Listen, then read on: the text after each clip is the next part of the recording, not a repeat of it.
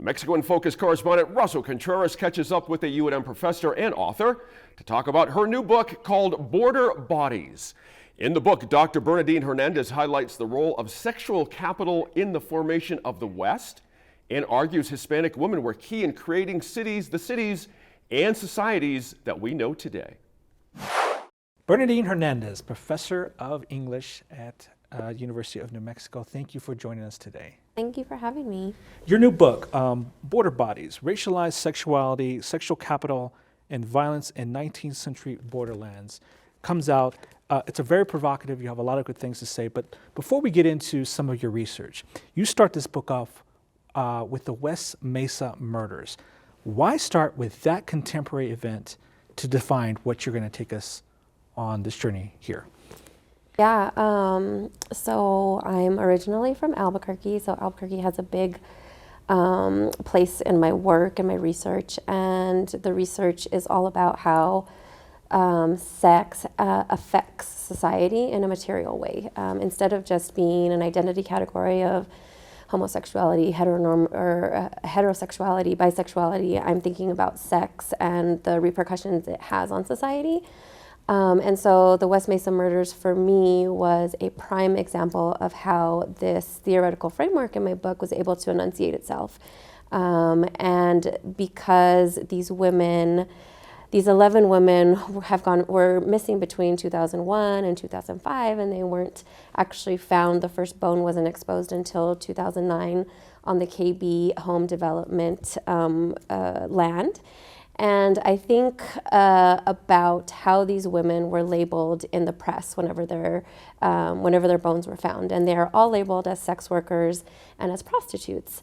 And that was really interesting to me because it became kind of a discourse or a conversation about how these women were culpable for their own murder because they weren't proper feminines. They weren't doing the proper feminine thing because they were prostitutes and they were involved in drugs and they didn't hold a 9-to-5 job.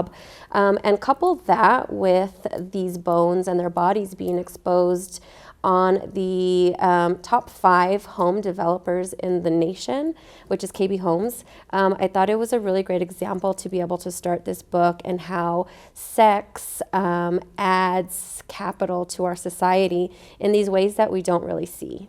Now, you're very clear to say, look, I'm not romanticizing this. This was a harsh life. But you have to consider that sex work was essential in the production, the cultural production, the capital production, the economies. Flesh it out. Why is that? Yeah, so chapter 5 of the book, this is a book plug, you should all go buy it, but chapter 5 of the book is about the history of prostitution in Arizona specifically. And I look at that history of prostitution where these women that were volitionally practicing prostitutes, volitionally meaning they wanted to be prostitutes. That was the career that they had chosen. They actually built the city of Tucson, where Arizona was really, really sparse during the 19th century. You know, New Mexico, Texas, California were basically thriving, and Arizona was this kind of like, you know, zombie zone, if you will. There was a lot of gold mining there.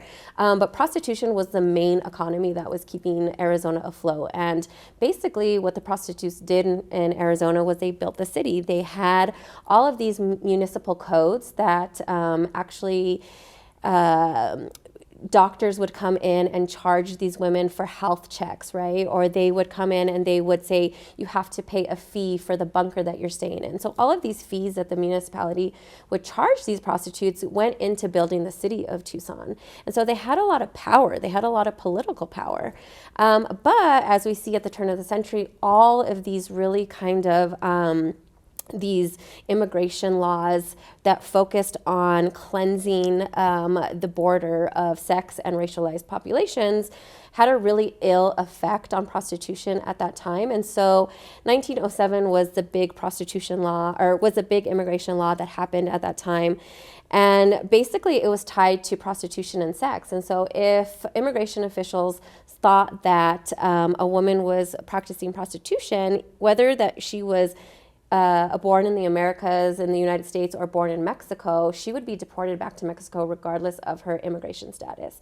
And so prostitution at the turn of the century started to become really, really dangerous for Mexican women in 1907 and all the way up into today. And so where we had this really powerful figure of the prostitute that built an entire city, her persona, her job really opened her up for a lot of violence and actual deportation by the turn of the century. Now, in the book, you do look at official documents that tell the story, but you also look at diaries, short stories. You hear the voices. What are these women saying when you actually hear from them? I looked at the periphery of all of the stories, all of the photographs, all of the testimonials, all of the court cases that I was looking at, and the women's voices are not central. And so it was really hard to write this book because I didn't have an archive to work with. I had to really read between the silences. And so those women's voices were actually, you know, they were on the verge of wanting to be heard and on the verge of dying at the same time. And so what I did was recuperated those voices, such powerful voices. While this book is about violence and really kind of a harsh life on the borderlands from the 19th century to the turn of the century, these women thrived in the borderlands, and they loved and they lived and they did all of the things that, you know, they probably shouldn't have been doing because the nation state was actually trying to, you know, push them down, push their voices down and push their bodies down. But they really, the stories really kind of jumped out at me on the periphery and reclaimed themselves. And so it was really, really kind of like a ghostly adventure to write this book because, like I said, none of these women were actually in the archive themselves. I really had to fight to like figure out where their voices were. And so it was really powerful when they all came together in its final form to think about how many women's voices and how many women's stories are actually in that text. And I would say there's about 10 to 12 uncovered women's sexual stories, sexual histories in that book. Talk a little bit about Josefa Rodriguez. Who is she and what happened to her? Yeah, she was an amazingly powerful Tejana. You're from Texas, so I'm sure that's why you like her. Her father ended up dying, and she was kind of on her own in Texas. And she actually built an inn where she housed Confederate soldiers that were taking goods from the Confederate States down to Mexico, and then those goods would be transferred and sent to Europe. So she was really part of this intricate commodity trade that a lot of scholars will say that the Southwest Borderlands was not a capitalist society before the railroad came. And I argue in this book that it's because of women like Josefa that actually provided a space for capitalism to really flourish. She aided Confederate soldiers, like I said, coming in and sending their goods down. And she let them stay at her inn, which her inn was really just a cot. Basically, it wasn't anything extravagant. But one night, she had a horse trader that came in and he had a big sack of gold and he stayed at her inn. And the next morning, he was missing. And the slaves from the next house over found his body floating in a river.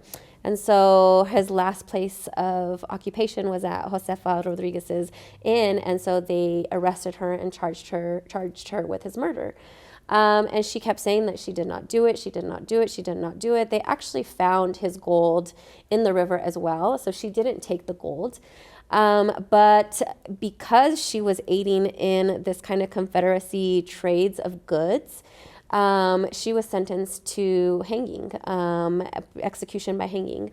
And she's just a really interesting figure because her labor in aiding goods that are transnational really goes unnoticed. And so I really try and write about her in that chapter as this woman who produced so much labor, so much economic stability for Texas, but all of that labor goes unnoticed because she's not a wage laborer. She doesn't work 9 to 5, she doesn't clock in, she doesn't produce anything for the nation state, but she is producing and reproducing all of these kind of trades that are going into Mexico and into Europe. So she's just a really powerful figure. This book came out just before the recent Roe decision here.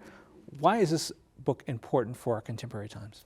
You know, I really ask myself, have brown women, have black women, have indigenous women ever really been safe from the nation state having control over their body and having control over sex? And the answer, if you read that book, is no. And so Roe v. Wade is not an anomaly. I just want everyone to know that it is not the first time that the U.S. nation state has taken away our power, has taken away our reproductive rights. And if you read the book, you'll understand the connections between how the sexual history of the borderlands is the crux of what we're seeing now in terms of agency being taken away from women's bodies.